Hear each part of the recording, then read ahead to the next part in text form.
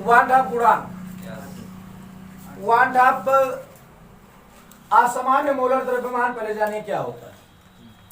जैसे अभी तक आप अणुसंघ के गुणधर्म निकालते थे जब, तो जो अणु होते थे वो फिक्स होते थे। जैसे आप जानते थे कि अगर हमने लिया NaCl नमक, ठीक, तो आपको पता होता था कि हमने डाला एक अणु इसका, एक मॉलिक्यूल, तो एक ही मॉलिक्यूल पे अणुसंघ का गुणधर्म निकलता था, ठीक। बट जब वन हाफ आए तो उन्होंने बताया कि ऐसा कुछ नहीं होता, कुछ दो प्रकार के पदार्थ होते हैं। एक पदार्थ कहलाता है आपका वैद्युत अपघट्ट पदार्थ, सुने होंगे नाम, और एक होता है वैद्युत अनअपघट्ट पदार्थ।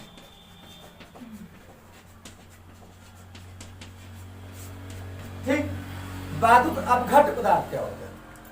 वैद्युत अपघट्ट पदार्थ वे पदार्थ होते हैं जो वैद्युत अपघटनी विधि द्वारा अलग अलग हो जाते हैं, टूट जाते हैं, आयनों में वियोजित हो जाते हैं उसी घटना को, ठीक, या टूट जाए या फिर जुड़ जाए। वैद्युत अनअपघट्ट वे पदार्थ होते हैं जो टूटते नहीं है, ठीक, मतलब आयनित नहीं होते, ठीक। वैद्युत अपघट्ट पदार्थ जैसे आप ले लीजिए NaCl, NaCl की अगर बात की जाए तो जब इसको आप जलीय विलयन में डालते हो तो ये टूट जाता है Na+ और Cl-, ठीक। अब देखो, जब आप NaCl एक अणु डाले थे जलीय विलयन में तो अणुसंघ गुणधर्म निकाले थे तो अलग आया था वैल्यू, ठीक। अब आप क्या किए, जब जलीय विलयन में आपने डाला तो ये Na और Cl अलग अलग टूट गया। अब यहाँ पे देख लो दो अणु में टूट चुका है ये। अब जब दो अणु में टूट चुका है, ये एक अणु था, ये दो अणु है, इसका निकालोगे आप अणुसंघ गुणधर्म, मान जय परासरण दाब निकालो, क्वथनांक उन्नयन निकालो आप, ठीक, ये सब निकालोगे तो इसका कम आएगा। यहाँ पे दो मॉलिक्यूल दो अणुओं के लिए निकालोगे इसका तो ये ज्यादा आएगा, ठीक। तो वन हाफ ने बताया था कि इस पर वन हाफ एक गुणांक होता है I,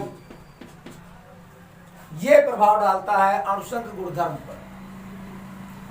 मतलब अगर आप जैसे ले रहे हो पाई = CRT होता है, अगर ये तो हो गया कब, जब आप सामान्य मोलर द्रव्यमान के लिए कर रहे हो, ठीक है। लेकिन जब आप वैद्युत अपघट्ट पदार्थ के लिए ले रहे हो, उसको तोड़ने पर वो टूट जा रहा है, वियोजित हो जा रहा है, तब आपका पाई जो होगा वो ICRT बन जाएगा। कौन प्रभाव डाल रहा है इस पे?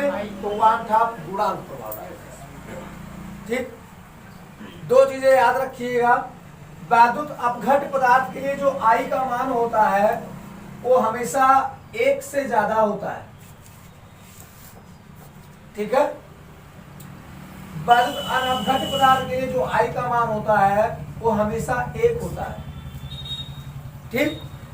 अगर वैद्युत अपघट्ट पदार्थ वियोजित होता है, मतलब टूटता है वियोजन वाले प्रक्रिया में, तो आपका 1 से बड़ा वैल्यू आएगा हमेशा I का, अगर टूटता हो, ठीक। अभी इसका एग्जांपल मैं बता रहा हूं, तो टूटने पर हमेशा I की वैल्यू 1 से ज्यादा आएगी। यहीं पर अगर जुड़ता है, मतलब संयोजन की प्रक्रिया होती है अगर, तो I की जो वैल्यू है वो हमेशा 1 से कम है, 1 नहीं आए,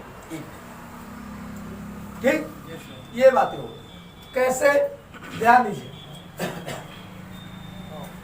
I बराबर आप जानते हो, फार्मूला पढ़ चुके हो, क्या होता है कि संयोजन या वियोजन के पश्चात अणुओं की संख्या, ये तो बटा संयोजन या वियोजन के पूर्व अणुओं की संख्या, ठीक है। जैसे देखिए नमक का हम लोग निकाल रहे हैं I, नमक के लिए I क्या होता है, देखिए पहले कितना था, संयोजन और वियोजन के पूर्व जब वो टूटा नहीं था तब उसके पास एक अणु था। क्लियर? जब वो टूट गया तो एक चार्ज यहाँ पे, एक आयन यहाँ, कितने आयन कुल टोटल? 2 आयन। तो आई नमक के लिए कितना हो गया? 2 हो गया। क्लियर? ऐसे और निकाल लो, जैसे आपका एक है CaCl2 कैल्शियम क्लोराइड, ये टूटता है तो कैसे टूटता है भाई? ये टूटता है Ca2 plus 2Cl minus. Compound को आयनित करने का तरीका पता है आपको? किसी को नहीं पता? ध्यान दीजिए, जैसे मैंने अगर लिखा MgCl2, क्या लिखा? MgCl2, ठीक? तो आप तिरछा गुणा करा दीजिए। कैसे कैसे? देखिए, आपके पास Mg है और Cl2 है, इसका गुणा इससे करा दीजिए, इसका गुणा इससे करा दीजिए। कहने का मतलब यहाँ पे 2 है, इस पे कितना चार्ज जाएगा? 2 प्लस जाएगा। क्लियर? प्लस लगा दीजिए। Cl पे कितना चार्ज जाएगा? 1 जाएगा, क्योंकि Mg पर 1 है, ठीक? तो Cl पे कितना? 1 जाएगा। कितने अणु थे Cl के? 2 थे, 2 आगे लगा दीजिए। ऐसे तोड़ा जाता है, आयनित किया जाता है, ठीक? वही काम मैंने यहाँ पे किया, देखो किया वही ना। अब इसमें देखो आई का मान, आई का मान देखिए, पहले कितना था? पहले 1 था, ठीक? अब कितना हो गया? 2 यहाँ पे है, 1 यहाँ पे है, कितना? आई का वैल्यू ऐसे ही निकाला जाता है, ऐसे निकाला जाता है। या फिर आपको अणुसंघ गुणधर्म की सहायता से निकालना होगा आई की वैल्यू, ठीक? या फिर अगर सवाल में ये पूछता है कि प्रसरण दाब ज्ञात कर दीजिए, आई ना दिया हो, ठीक? अब वो बोल दे आपसे कि भैया आई आप निकाल दो, आई खुद निकालो, उसके बाद तब पुट करो आई का वैल्यू, तो आप यही काम करेंगे। जैसे KCl आता है कहीं कहीं, पोटेशियम क्लोराइड, तोड़ोगे भाई तो इसको भी K प्लस और Cl माइनस में टूटता है। सिंपल सी बात है, 2 आयन दिख रहे हैं तो आई का मान 2, ठीक? KCl है तो 2, CaCl2 अगर है तो आपका 3, NaCl है तो 2, ठीक? एल्यूमिना AlCl3, इसमें भी वही काम करोगे। क्या करोगे भाई? Al3 plus 3Cl minus. अब आई देखोगे कितना भाई? 3 और 1 4, आई का वैल्यू 4। ऐसे निकालते हैं हम लोग क्या? क्वांटम आई का। अच्छा, ये दोनों लिखा है, में से प्लस लिखा है माइनस लिखा है, तो दोनों को मिला के लिख दिया। हाँ, इससे कोई दिक्कत नहीं। जैसे लिखा है प्लस लिखा है तो अलग लिख सकते। हाँ, जैसे आपको आयन जोड़ना है कि कितने आयन है आपके पास, ठीक? MgCl2 वहां निकाल दिया, ठीक? कोई भी कंपाउंड है अगर इनको आयनित करना है तो आप ऐसे ही करोगे, ठीक? जैसे देखो एक आपका होता है K2SO4, ध्यान दीजिएगा, यहाँ पे K कितना है? 2। K पर कितने प्लस होते हैं? 1 प्लस होता है। तो यहाँ और SO4 आपका सल्फेट है, सल्फेट आयन जानते हो माइनस होते हैं। यहाँ पे 4 माइनस है, 2 प्लस है। जब इधर जाएगा तो कितना बचेगा भाई?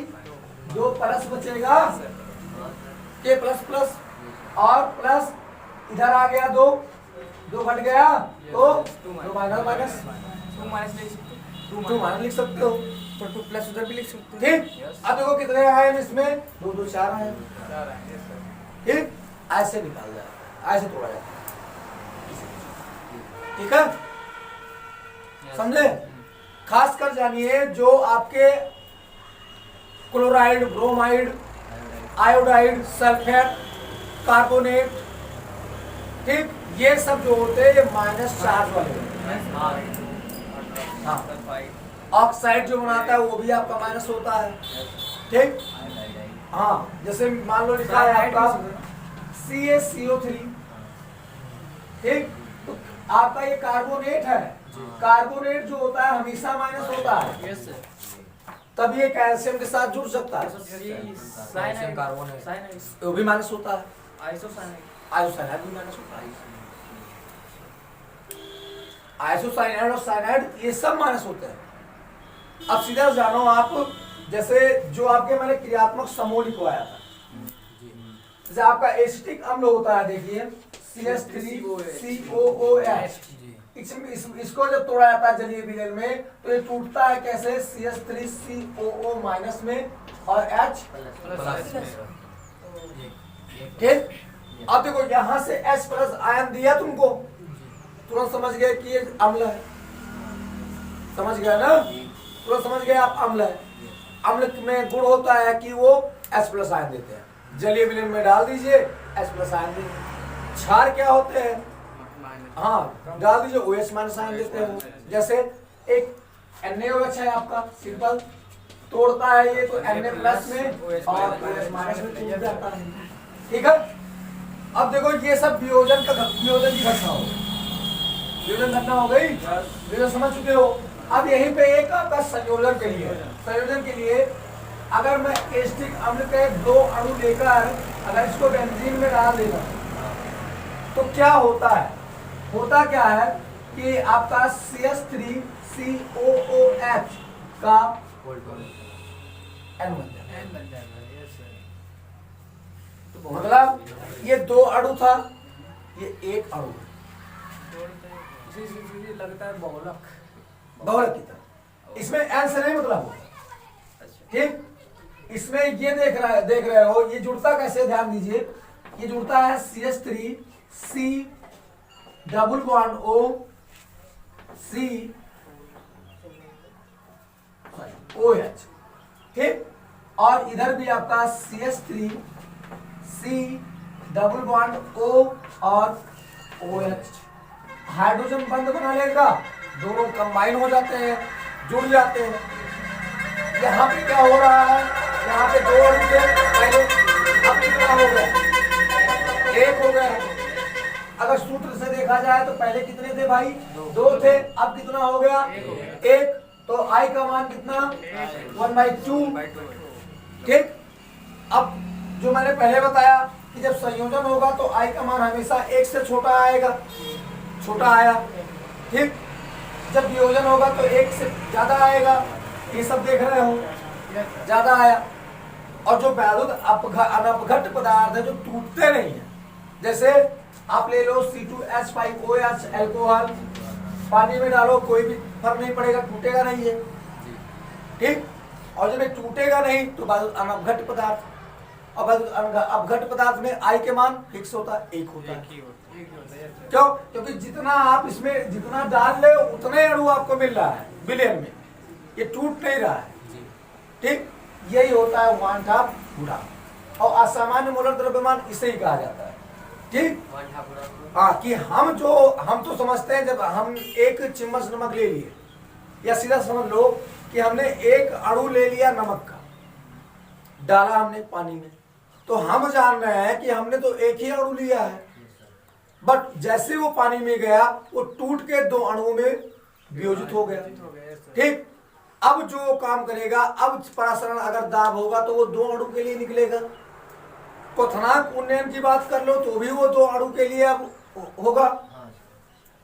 ठीक, या फिर आप हिमांक अवनमन की बात कर लो, वाष्प दाब की बात कर लो। ठीक, सब अब जो लागू होगा वो 2 अणु के लिए लागू होगा। हम क्या जान रहे हैं, हम तो जान रहे हैं कि 1 अणु हमने डाला, 1 ही अणु के लिए आएगा वैल्यू। तो इसीलिए वानठाप साहब ने आकर 1886 या 1880 में लगभग, ठीक, उन्होंने इस गुणांक को प्रतिपादित किया, पैदा किया। ठीक, इसकी सहायता से आप अणुसंख्यक गुणधर्म निकालेंगे, उसका जो वैल्यू आएगा हमेशा एक सामान्य अणुसंख्यक गुणधर्म की अपेक्षा ज्यादा आएगा। सिंपल सी बात है भाई, I से गुणा करा रहे हो, वैसे जितनी वैल्यू आती उसका अगर 2 से गुणा करा दिए वैल्यू ज्यादा हो गई।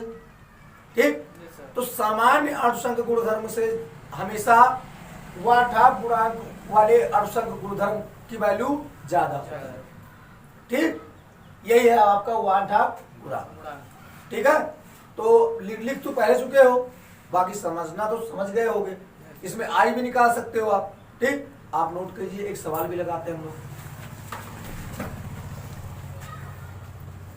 हमसे ना टक्कर और लेके दिया चलो भाई 1 किलोग्राम जल में कितना KCl मिला दिया जाए कि जल का हिमांक हिमांक जो बोला है डेल्टा टीएफ जो कितना दिया है आपका 2 केल्विन दिया। यस सर, तो क्या है? ठीक है, KF का वैल्यू दिया है आपका फिक्स है जल के लिए 1.86। क्या मिलाया जा रहा है, कितना KCl मिला दिया जाए, मतलब WB आपको निकालना है, कितना मिलाना है। जबकि KCl के लिए आपका MB होता है, K का होता है पोटेशियम का 39 और Cl का 35.5, 39 और 35.5 74.5।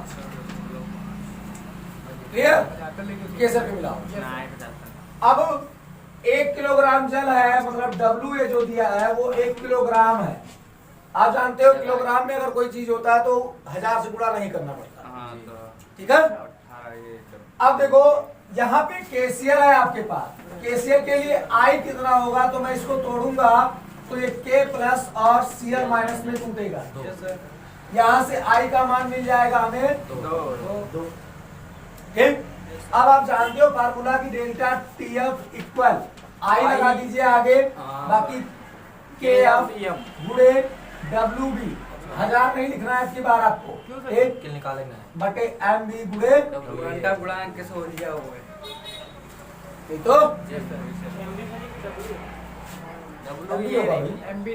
डेल्टा TF आपका 2 है, 2 रखिए बराबर I का मान भी 2 है, KF का 1.86, WB आपको निकालना, बताओ 1000 क्यों नहीं लिखेंगे?